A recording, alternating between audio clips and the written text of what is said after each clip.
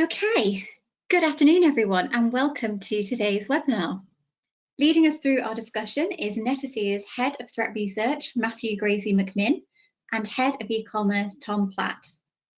Matt is an experienced cyber threat intelligence professional with an MSc from the University of Oxford.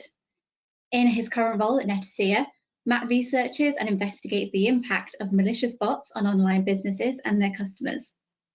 In Matt's previous role at ReliaQuest, he was the core team analyst, working with the world's largest companies in response to cybersecurity incidents, hunting for undetected attackers, identifying suboptimal practices, and improving security models.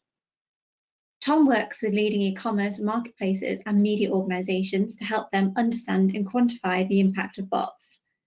Tom works closely with Netacea's largest customers to ensure they stay ahead of the latest bot challenges, whilst collaborating with Netacea's product and threat teams to research emerging bot trends across industries.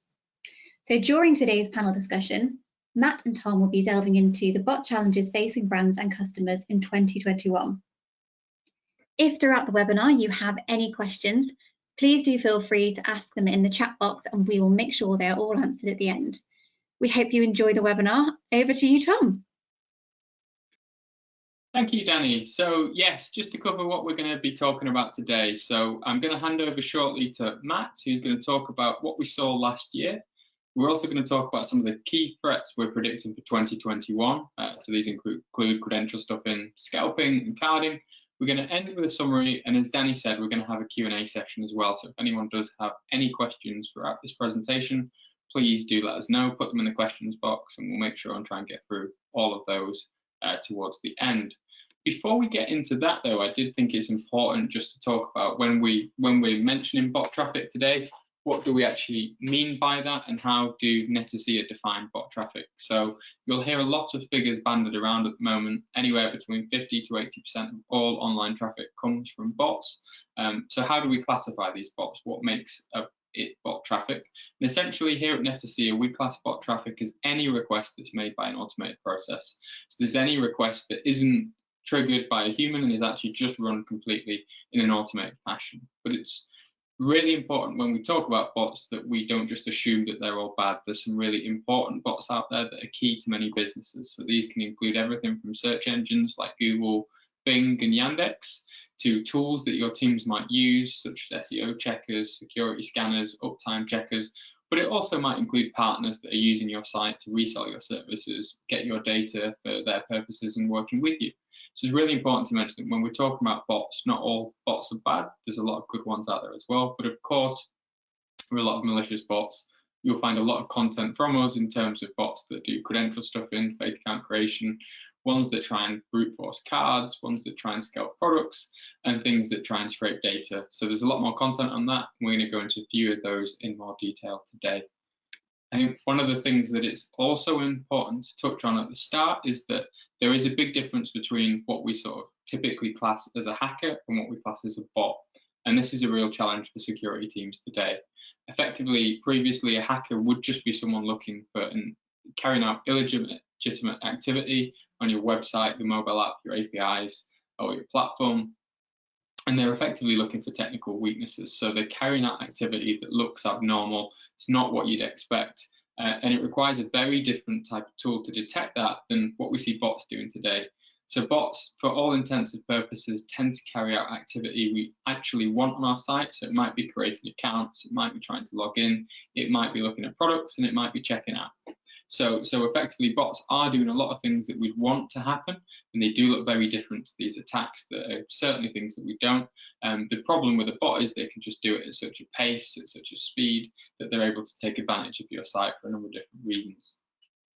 When we talk about bots as well, we can't really talk about bots without talking about the huge growth that we're seeing in the ecosystem. So there are tons and tons of tools out there that will enable most people, even a tech novice, to get started running some very basic bot attacks. There's also services out there as well, so you don't just have to run the attack yourself. You can actually employ someone to do that. You can get 24/7 support and chat for a lot of these tools that are out there. You know, there are huge marketplaces that allow these people to take advantage of the things that they've gleaned from the attacks. And there are also configs on sale. So for many of the attendees today, there are configs pre-written to a lot of the sites that we see from people attending, where tools are pre-built and ready to go to target your site. So that's just a sort of quick overview of what we determined to be bot traffic. I'm now going to pass over to Matt, who's going to talk in more detail about what type of bot threats that we're going to see and expect to see in 2021. Yeah, so thanks, Tom. So really, to understand what we're going to see in 2021, I want to start by having a look back on 2020, which was very much an unusual year, definitely not a year I think any of us expected to be having or have had in the past. It's been an interesting one though, and it has significantly changed the threat landscape, at least from a bot perspective. So what we have seen there really, if we move on to the next slide, please. We see, there's been a significant increase in the amount of internet use. It's gone up about, about 300 million people or so. Obviously, there is a continuing rollout every year of the internet to more and more people around the world anyway. But we also saw a significant uptick in the number of people using online services and a significant increase in the amount of time people were spending online. I think it increased from, roughly about was it about 6.5 hours up to 7 hours on average globally, but in some countries it rose to each individual was spending about 11 hours per day online. E-commerce shot up massively, very, very significantly. All these sort of use of streaming services for entertainment and so forth also skyrocketed. We've seen very much a sort of shift in society to a sort of online first model almost. And although hopefully things will be returning to normal soon, I do anticipate that we will see sort of continuing, so the back of e-commerce has been broken really. The back of and people who were perhaps reluctant to use it before, they saw no need to, are now familiar with it, they're comfortable with it, they've been using it for the better part of a year. And I think perhaps one of the more interesting statistics we have seen around that is that the female age group 55 to 64 are now significantly more likely to be doing their shopping online than males in the 16 to 24 age group. I think that's the first time we've seen that demographic shift ever happening, and a large part of it is because of grocery shopping and so forth and so on. But I think we're definitely going to be seeing a lot more of this, and this has changed, had some significant impacts on the sorts of threats and attacks we've been seeing. So as an example, the Verizon Data Breach Investigation Report 2020 reported that despite all the talk around cyber espionage and cyber warfare that we see in the news, really the vast majority of breaches are financially motivated. It's cybercrime that is attracting people, and a lot of the cyber criminals are using bots, generally speaking, and they're targeting web apps and so forth. And most of these web apps are being hit by things like credential bots and so forth, with more and more breaches resulting in the dumping of credentials. In fact, it certainly feels like almost every day we're seeing the leaking of usernames and passwords on the internet. We're seeing increases in the numbers in the amount of payment fraud.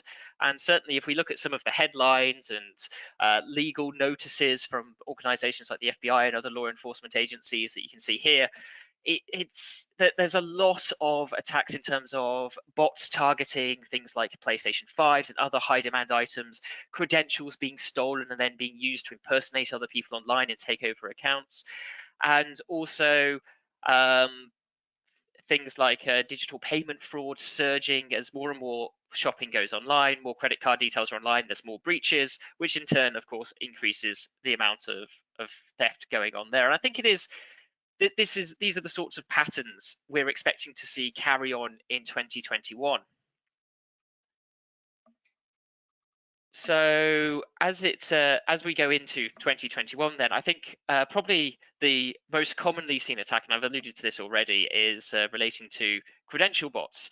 Now, credential bots essentially are where an adversary, one of these bot operators, has acquired a list of credentials, partial or in full. They may have usernames and passwords. They may just have usernames, and they want to validate these credentials against other sites. So they may know that site 1 has been compromised and they've got this list of credentials from it, but they want to see other places where these credentials may be in use, where say a customer may have decided to reuse the same username and password across multiple sites.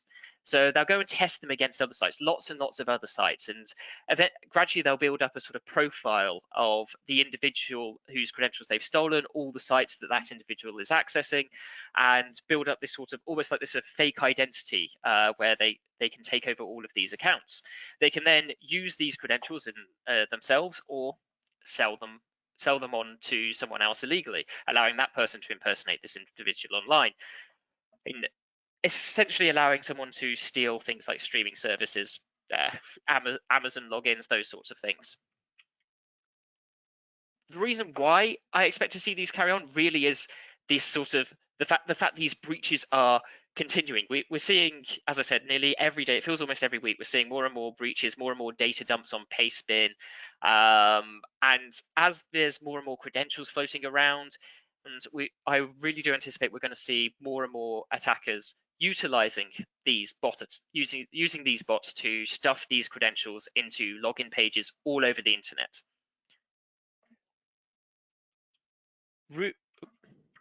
Really as well, all of these accounts have a resale value.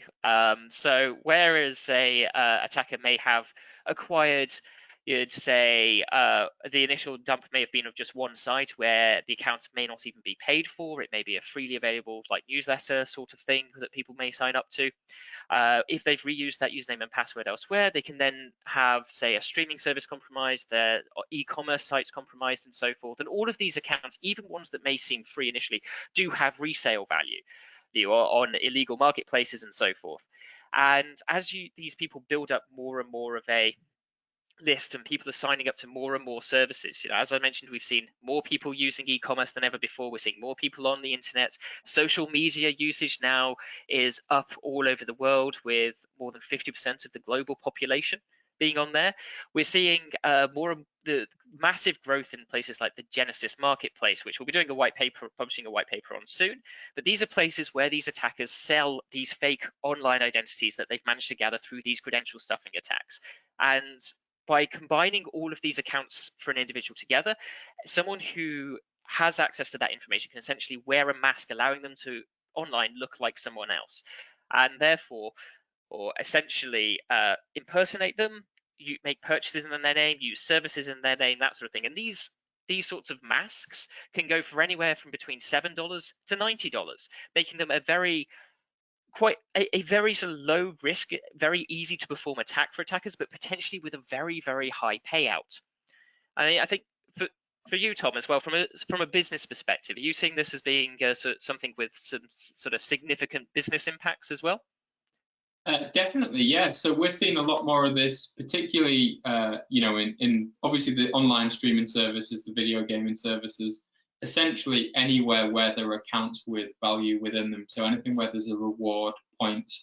But equally, we're also seeing a rise of it in accounts where there might be specific data. So it could be that you have a list of clientele who you don't want to share what they're doing. So anywhere with the sensitive data, you store extra data on information. Services that collect data for people, credit checking services, we're seeing huge rises there. I think the final place that we see a lot of this happening is in really luxury and high-end stores. So anywhere where there's large, high-value items, and effectively if you get an account, you can potentially purchase something that's in excess of a couple of $100, then, and that's certainly where we're seeing a rise as well. Yeah, definitely. And for an organization as well, I think this can be quite, it seems like it would hit your customers, but it can also affect the organization itself. And you can see here, we've put together a sort of brief sample of what it looks like when you're on the receiving end. And generally, when we're seeing these attacks in the wild, we're seeing sort of 50,000 to 200,000 sort of password guesses, username guesses, these credential stuffings over the space of just a few hours. And this may consist of one password per username or multiple passwords. And attackers are actually sort of, rather than doing it all from one IP, which is fairly easy to detect and block, they're often spreading it across botnets or rentable cloud services around the world so that they can sort of proxy the connections through there and make it very difficult for a website to actually detect when this sort of activity is happening.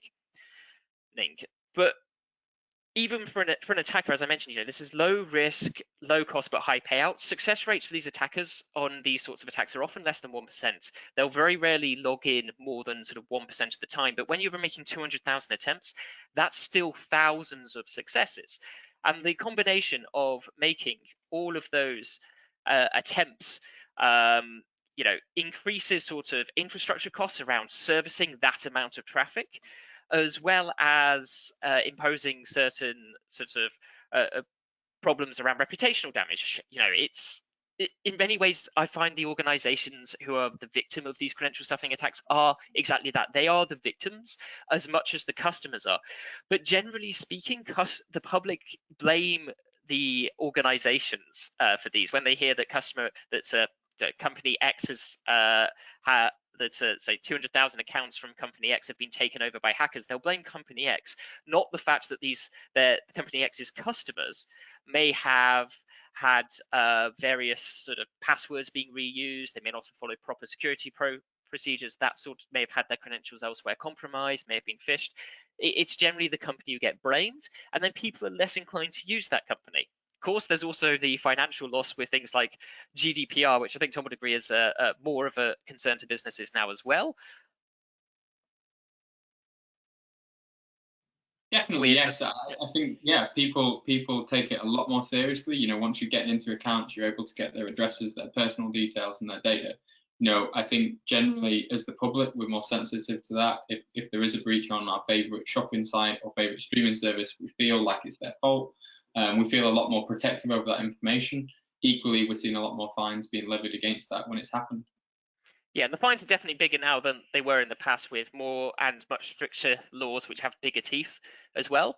And then we have, there is also the secondary concern of sort of the repatriation of accounts, these secondary costs as well, that often aren't really thought about in the heat of the moment. When you're under attack, you don't tend to think about this, but where, say, 100,000 accounts may have been taken over, repatriating them can be a significant investment of time from customer service reps. So a customer may have to phone in and say, hey, my account's been taken over, someone in another country is now using it, I want it back, I'm not happy.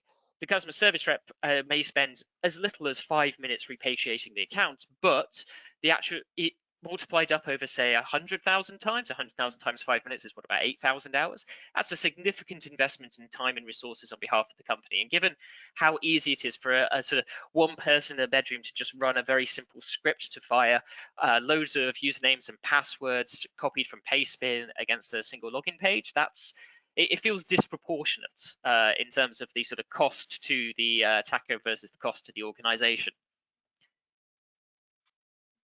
On the other hand, though, oh, sorry, Danny. Sorry, Matt, I just wanted to butt in there a little bit before we moved on and ask a few questions. So particularly around password hygiene, which you did touch on a little bit, but I think it's more important for all of us to be thinking about now more than ever, as we're, as you said right at the beginning, we're online. Our lives are more online than they have ever been because we're using streaming services, and for many of us that has meant creating family accounts as we get more of our family online and using their services, and inevitably for some people that will mean sharing passwords, and that's all feeding into the growth of the credential stuffing attacks that we're seeing. So I guess one question would be, can you explain a little bit more about the importance of bad password hygiene, or rather the importance of password hygiene, and do you think that this kind of activity is going to continue beyond the pandemic? Do you think we're seeing a new normal?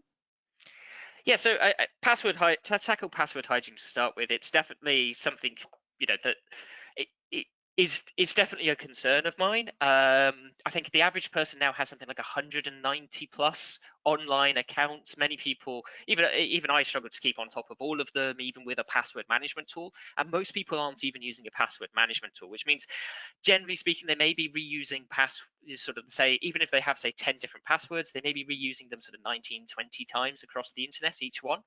And that creates a risk because if only one of those sites gets compromised, all of them are thus functionally compromised. So an organization may have what is classed as a data breach, where attackers may have compromised their users' accounts that stems from an attack on a company that's totally unrelated to them, and just bad password hygiene by their customers. That is one possible problem there. There's also the fact that, like you mentioned, family accounts are, again, a personal bugbear of mine, not least because my younger sister does keep completely messing up my Netflix recommendations. But yeah, spreading those when you're sharing your password out with family members and so forth, you generally do simplify it, make it easier to guess for attackers, not intentionally trying to do that, but making it easier for everyone to remember it so everyone can access it. And there's more people who could potentially be compromised, whether phished or click on a malicious link, or even just reuse that same username and password somewhere else. There's more people doing it, which multiplies the risk exponentially, and again exposes companies to potential attack in that fashion. What was the second half of that question again, though? Sorry, it was. Do you think that this type of bot attack behavior, I suppose this can apply to, the attacks we're going to cover later on as well. Do you think that the increase in bot activity is the new normal, or do you think we'll start to see it die down as the pandemic kind of eases and less people are online as much? So from a credential bot perspective, I definitely expect it to see it go up. More and more things have moved online in during the pandemic. Not least to say, there's now seems to be more streaming services than channels there used to be on satellite television. I feel like anytime I want to watch a show, I have to sign up to a new subscription service online. So we're seeing this sort of proliferation, this spreading out of sort of online accounts needing more elsewhere, and with more sort of reason for people to try and grab these accounts. So we've got more accounts, which means more password reuse. We've got more targets for attackers to try and compromise those sorts of accounts by hitting more and more companies, more and more places, and so forth as well. Of course, as more potential payout for attackers, where they do get past one organization's defenses and manage to breach those credentials, they can then use them against even more targets. So it feels almost like a bit of a feedback loop, wherein we're getting more breaches, there's more services, and it sort of all feeds into each other. Did you have anything to add to that, really, Tom? Yeah, I think the real challenge for organizations in this is we look at the services and the sites out there. They're looking to get people to check out as easily as possible. They're looking to get subscribers to their services. So I think there's this real balance. We're seeing Have I Been Pwned being integrated a lot, so that when you're creating a new account, you create a new password. A lot of services are checking if you're actually putting in a breach password. We're also seeing people trying to enforce stronger passwords, longer passwords, different characters in the passwords, which is great. But I think there's this real balance where a lot of people are struggling with that at the moment, to try and get the push to make their customers' accounts secure versus trying to make it very easily for someone to set up an account. So I think that's the real thing that we're seeing going on in the industry at the moment, is people, some people making accounts very secure, some people really trying to have very low barriers to entry to create accounts because they just need the subscriptions. Yeah, I think that probably compounds as well with a pattern I've noticed of sort of smaller stores that never really had, the sort of physical stores in the past, and to try and cope with the pandemic and the closing of physical stores for a temporary basis, they've kind of moved very heavily with an online presence. But now that, because being a lot smaller than, say, international organizations or much more sort of major sort of chain stores, they don't really have the same funding to invest in security, or the same perhaps technological capacity to handle security. So they're an easier target for these sorts of people to try and steal credentials from, that they can then try against those tougher targets anyway. So that there is that as well as a potential risk, I think. But yeah, that sort of discussion of e-commerce does, I think, lead us on quite nicely to the next one. Is the next type of bot, we think it really does, it affects quite a few industry verticals, but it's perhaps most famous recently for its the impact it's had on the e-commerce and potentially also healthcare. So these are our scalper bots, and we did do a separate webinar on these a short while ago. But just as a recap, or in case you didn't see that, these are bots essentially used to automate the purchase of goods and services online. They tend to target low supply, high demand items and services. So they're recently quite famous for things like targeting gym equipment, PlayStation 5s, other video game consoles, but they also target a few other things, including stuff like collectible trading cards, in a few advanced cases, cars, toilet seats, so heated toilet seats we saw being targeted by one group, which was a rather amusing decision on their part, but certainly did it. And these bots essentially work in a fairly fairly predictable fashion. They start off by a gathering sort of accounts, whether that's creating them or taking them over from other people, and they control all of them from a single point, sort of single process controls all of these accounts at the same time, completely automatically, and they perform monitoring. They look for when, say, a product or service may become available, whether that means it's about to be released. They may scan the website looking for the exact second it's coming out, and that'll involve essentially sort of refreshing the page and continue checking to see if it's now available.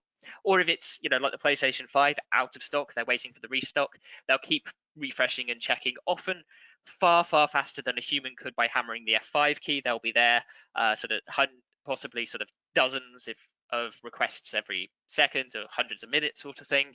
They're often quite intense, this style of monitoring.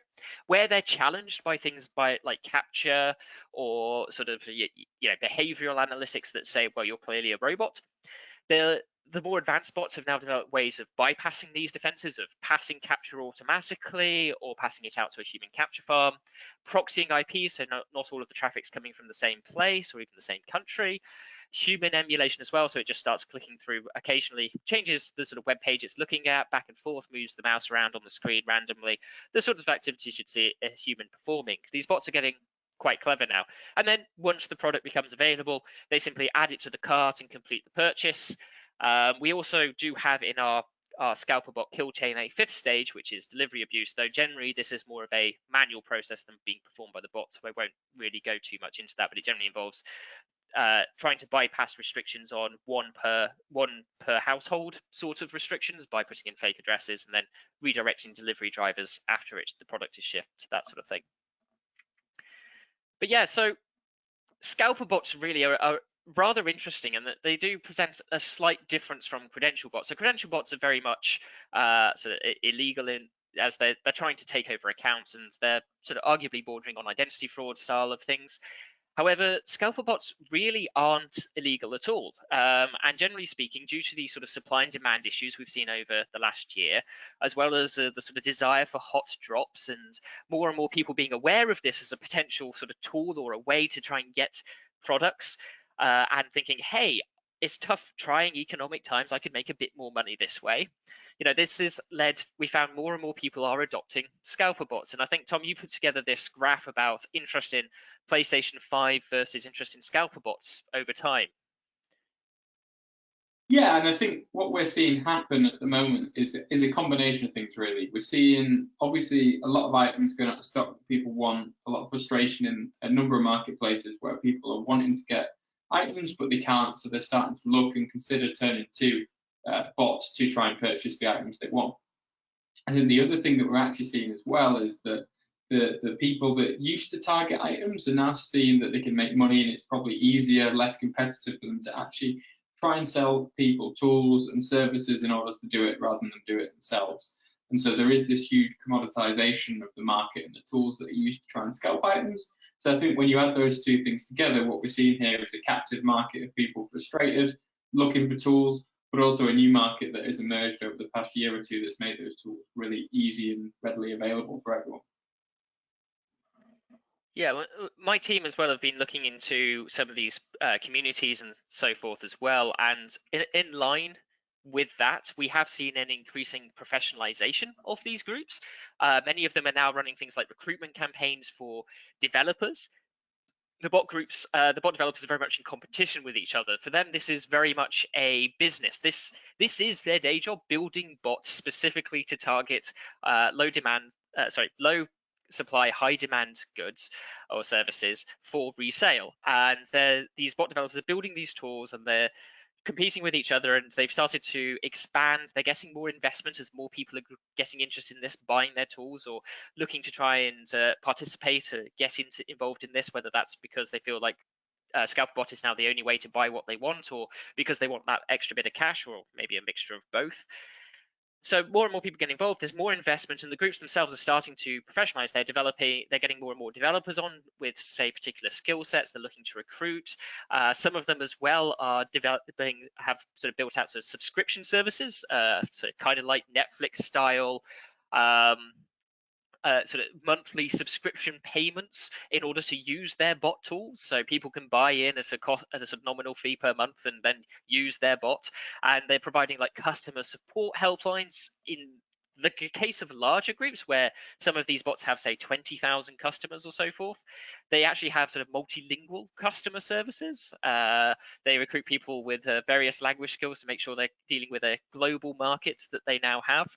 So it is very much a sort of professionalizing market. Training programs are developing. We're even seeing a few sort of bot consultants offering their services around the place. It's definitely a growing area of concern for me and my team, I think, there. And I think as well that should be of concern as well for industry more generally, as the impact of these bots can be quite severe. So if we look, for instance, at the sort of increase in infrastructure, I mentioned monitoring bots make a lot more requests per minute, per hour than humans do. So you can see in that graph in the far left, which admittedly is a little bit small, but it gives you an idea that at 21:30, you can see that a bot was essentially turned on and was targeting the particular website in question. And the amount of traffic to it went up 8-fold. And then it stayed pretty consistent after that until the release of the product, and it sold out, and then the bot just stopped monitoring because there's no more need for it to do so. So that 8-fold increase, though, represents a huge infrastructure cost over that period. If you've got, say, elastic services, you're looking at a massive increase in infrastructure costs there. It could also lead to poor performance on the website, or possibly even bringing the website down. And then, of course, there's sort of concerns around other issues as well, which, Tom, I think you might be better placed to explore here. Yeah, I think one of the things that's often overlooked when we think about these scalping attacks is actually quite frequently the items that are on sale represent a very small portion of the website's actual stock and what they actually make their money from. Quite often these items are very niche, they're kind of one-off, quite limited in stock, so they're not kind of an area where the retailer's typically going to make loads of money, but they do want to stock it to try and reward their loyal customers, and they do want to be seen to be stocking those items. I think the real challenge for the retailers is that you stock these items and then have a huge attack. It can take your website out for hours, if not a day or two. And that can cause real problems with, of course, the underlying sales that you've lost for all the other items and all the other customers that couldn't get on your site. So they can cause a real problem for retailers. But then the other thing that we do start to see as well is some people that are providing stock to certain people will start to get more picky about who they give their stock to, based on who's actually been able to handle the sales in a good and fair way. Yeah, I think as well, for me as well, I think one of the big worries is reputational damage. And again, it comes back to this sort of feeling of injustice I have, where these companies are essentially being the victims of these bot-based attacks, and yet they're nonetheless getting blamed publicly for what's happening to them. People get, when someone can't buy something from the organization they want to buy it from, they get angry at them. They feel sort of perhaps somewhat justifiably that these scalpers have stolen the goods, they're using unfair practices and so forth. But generally speaking, they blame both the scalpers and the victim organization. And long term, that can lead as well to loss of sales, with people turning to competitors, or just customer loyalty can be damaged there as well. So I think that is the really big concern for me with scalper bots, is those sorts of infrastructure costs and that reputational damage. But yeah, I think that quite nicely leads on to a question about the legality, which you did touch on earlier, Matt, by saying scalper bots aren't illegal, but how do you two see the legislation progressing around this area? Because obviously we've seen in the last couple of years ticketing begin to be laws come in to prohibit that activity, but do you see it coming in around scalper bots, and what impact do you think that will have on, again, prohibiting that activity? Do you think it will work? So there definitely has been legislation similar to this in the past. In the UK, I think it was mid-2019, laws were passed relating to the ticket scalping industry that was developing at the time. These same bots, these same types of bots were targeting things like music concerts, other events of that ilk. And it definitely did, we did see a definite decrease of those attacks based on it becoming illegal. That's not to say it stopped entirely. The US has now started really enforcing similar laws as well. I know Canada has a similar law as well that they have been quite aggressively enforcing. But we have been in discussions with legislators here in the UK, one MP in particular, and around the potential for legislation in this area. But I think, and Tom, you might agree with me here, but I don't think we expect it to stop it entirely, do we? No, absolutely not. So I think it's certainly needed to stop that trend that we're seeing of a booming market where loads of people are feeling like it's a very easy thing to do. There's no, consequence of them doing it other than either getting the item that they want or making money. I think there's a lot of people jumping into it that don't necessarily know what they're doing. And so I think the legal measures being put in place are absolutely needed to try and dissuade people from doing it and stopping more and more people trying to do it that wouldn't necessarily get involved if they think that it is illegal. However, this is a nearly multi-billion dollar industry in multiple places across multiple products. So there are a lot of people making a lot of money that we don't expect to stop, even if it is made illegal, particularly because a lot of these people are, pan-European global operations, very hard to track down, even if there was legislation in a specific place. Yeah, and it's what you say about it being international. Again, that's what we do see with pretty much all bot attacks. That's one of the problems is this, and it is with a lot of cyber attacks in general, attribution.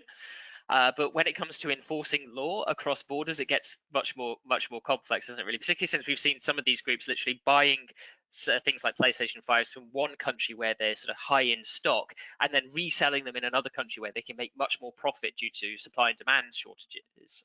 It really is so the international aspect of this is really crucial in understanding it, and it will make legislation around it quite hard to enforce, I think. Yeah, though I think as well what we can say though is that the next type of bot that we're going to cover, the third and final one that we're going to cover in our top threats to look out for in 2021 webinar, is very much on the illegal side of things. So these are our carding bots, and you may well be familiar with them, particularly if you do online payments, but these bots essentially are similar to credential stuffing.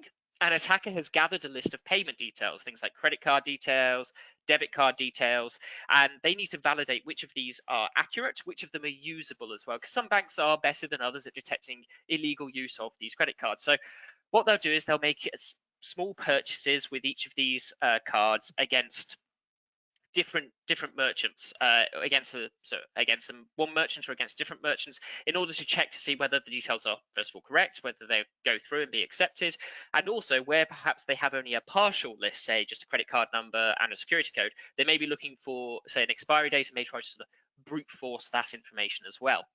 So once they've then validated the accuracy of this list of details, they'll add them to a sort of higher fidelity.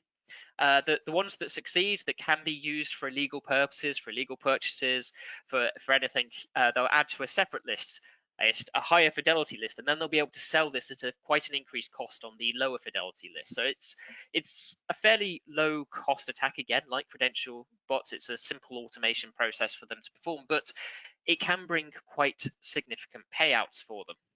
And we really are seeing this as we're seeing more and more. Again, it comes back to that same point. With 2020, more stuff has gone online, particularly paid for services. And more people are using them as well. People who perhaps previously weren't at all interested in buying things online have now been forced to do that, and perhaps are more comfortable and so doing it more and more often. And we're seeing more and more breaches as well. So more breaches means more payment details are out there. And once your credit card details are out there, like credentials, you can't get them back off payspin. The bad guys have them at that point. The adversaries have them. So once they're out there, and unless you cancel your credit card, those details can be used. And we're going to see attackers will grab both new dumps of new data and dumps of old data to test them, to see if they can use them. And so I think as we get more and more breaches, more and more dumps of payment details, we're going to see more and more carding bot attacks. And given that there's more and more services, more ways for these attackers to buy things they may want online, more and more ways as well for them to compromise these credentials, essentially their profit margins are going up, and that's going to encourage them to do it more, and more people to get into that sort of illegal business.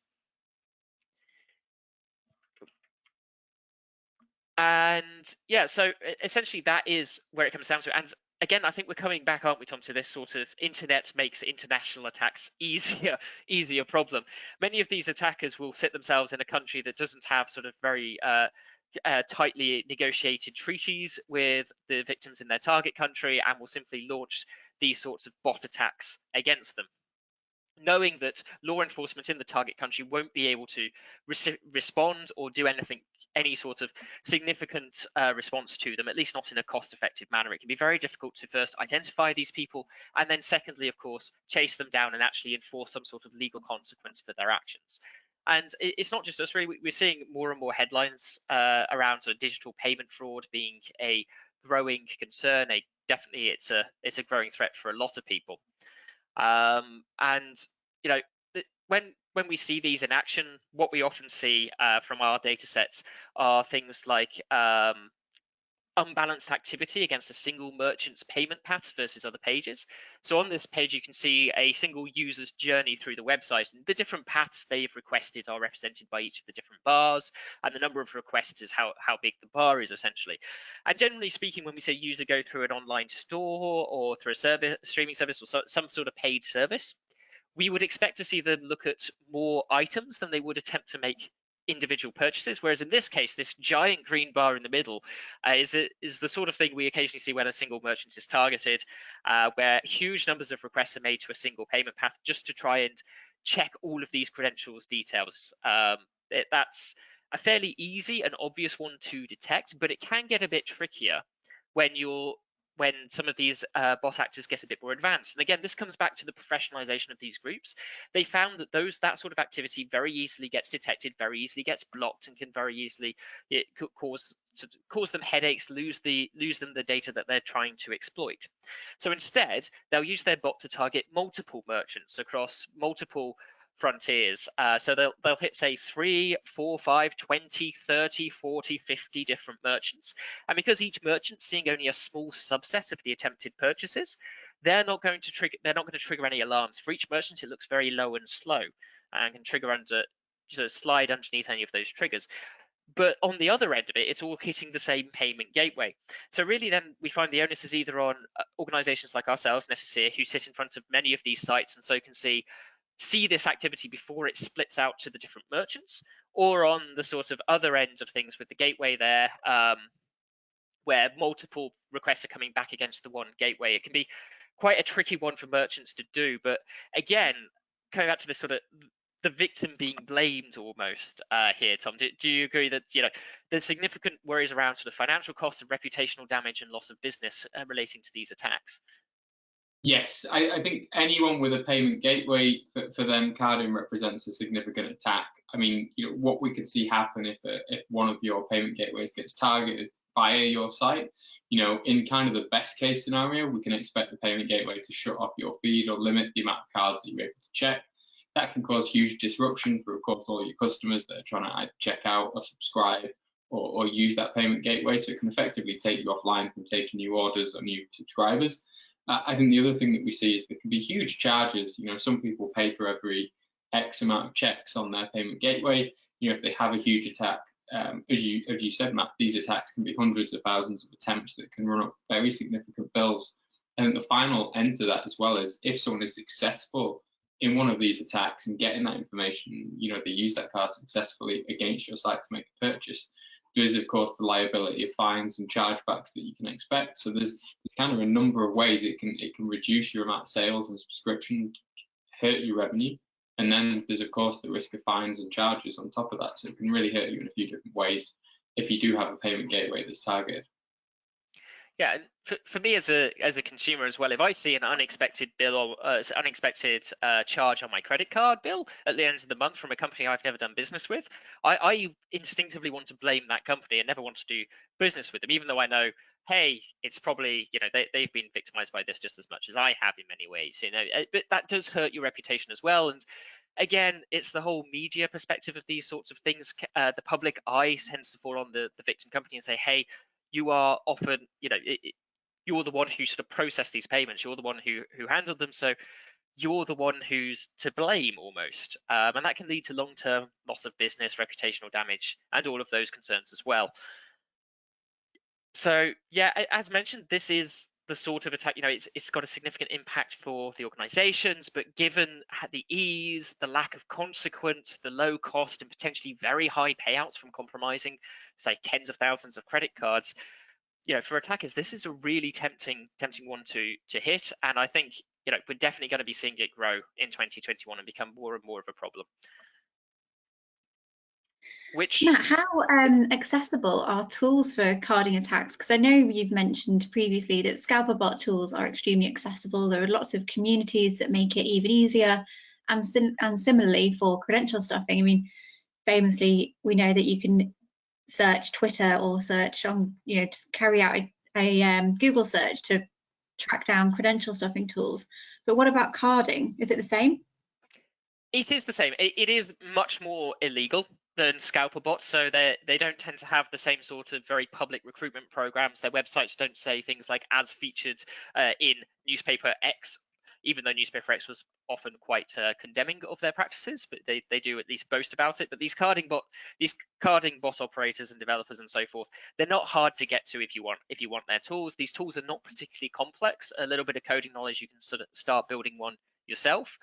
The credential dumps again, the dumps of payment details again, they're growing in frequency. They're becoming more and more frequent, and it's not exactly hard to get your hands on this data either. It doesn't require a huge amount of internet know-how to get to them.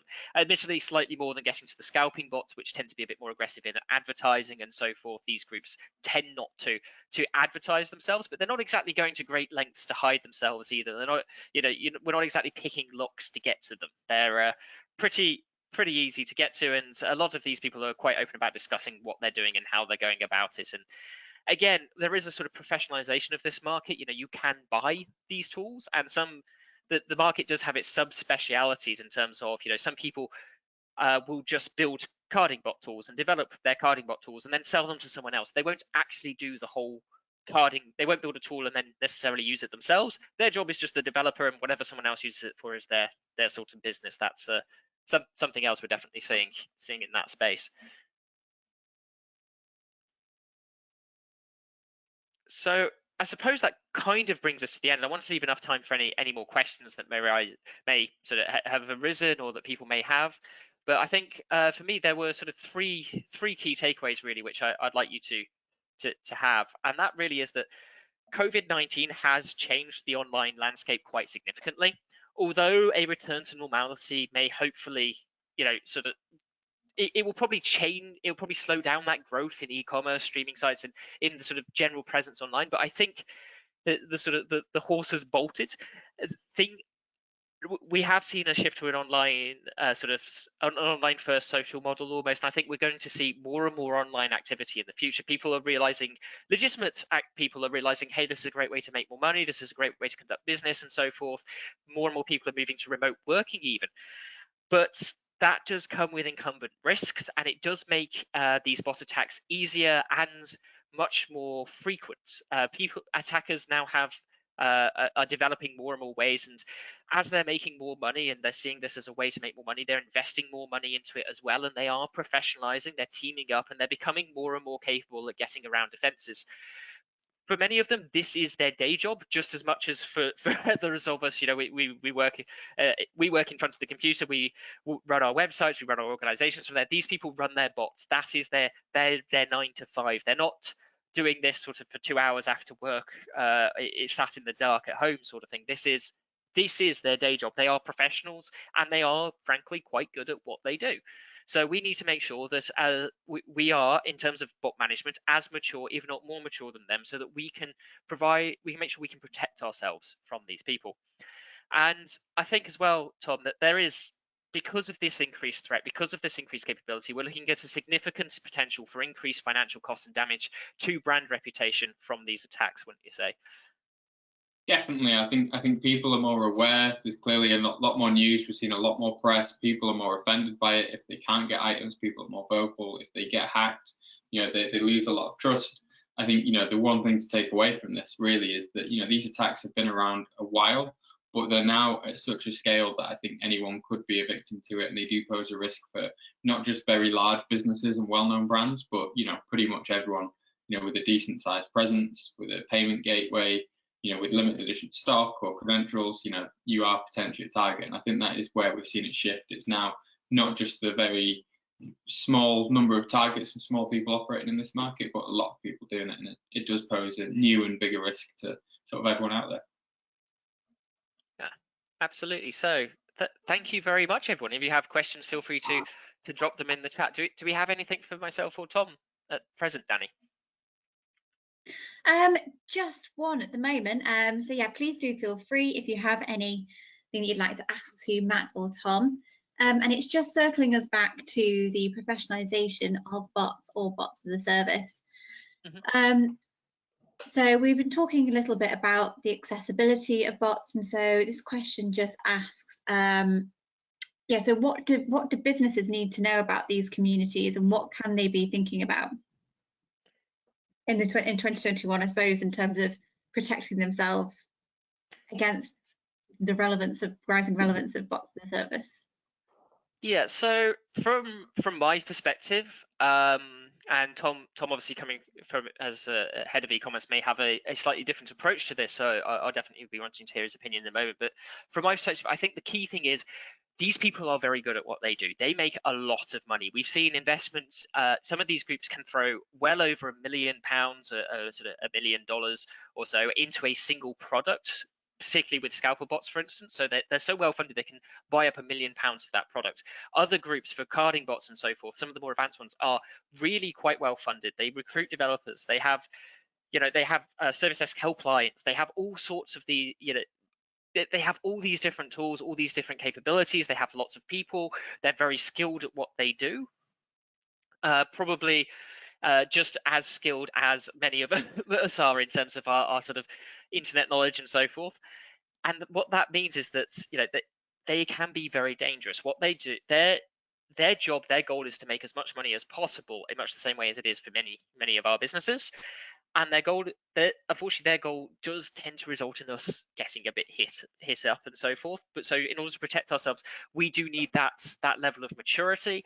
We do need to understand how these attacks are working. We need models, we need frameworks in works. And Netacea, my team and I have been working on some of these models and frameworks, and we'll hopefully be sort of publishing some of them in the very near future, just to try and help the community at large, because for me this is very much a sort of team sport. We want to make sure that the whole community is as safe as possible. We want to make sure that we want to keep ourselves all on the same page. We want to make sure everyone is aware of what the dangers and threats are, and we want to make sure that people know what they need to do to protect themselves against these types of attacks. And the first step to that, I think, is really understanding these types of attacks.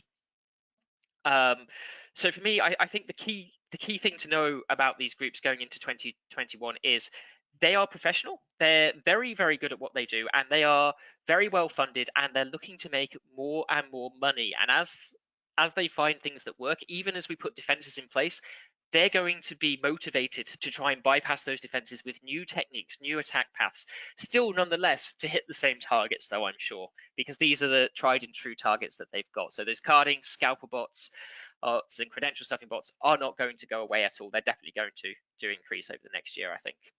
Tom, did you want to add anything to that? I think just to layer on top and really echo that, I think where businesses need to be going in 2021 is trying to get visibility over these. I think there aren't many tools out there. A lot of people might think that there isn't a problem just because they can't see it. You might think that you have adequate protection provided by just a DDoS and WAF, but there are attacks that are working their way around it. So I think the two things really, I think everyone should have visibility, or at least look into what's going on to see if they are being targeted by any of these attacks, and have measures to stop them, because ultimately, all of these attacks that you mentioned here, Matt, they will target, they can target hundreds of thousands of sites.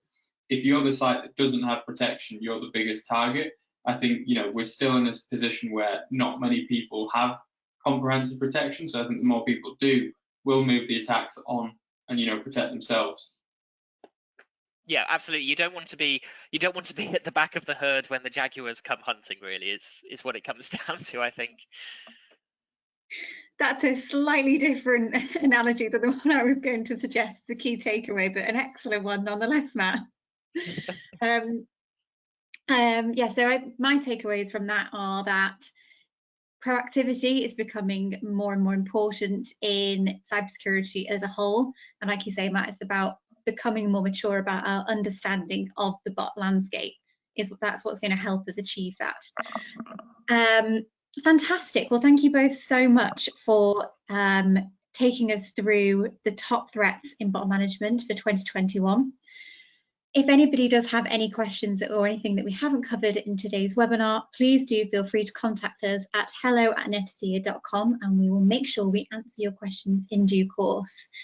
Attached to today's webinar, you will also find 3 handouts, amongst which is a white paper that accompanies the content covered in today's webinar. We'll also be sending that out, so if you don't access it today, we will be sending it out in a later email.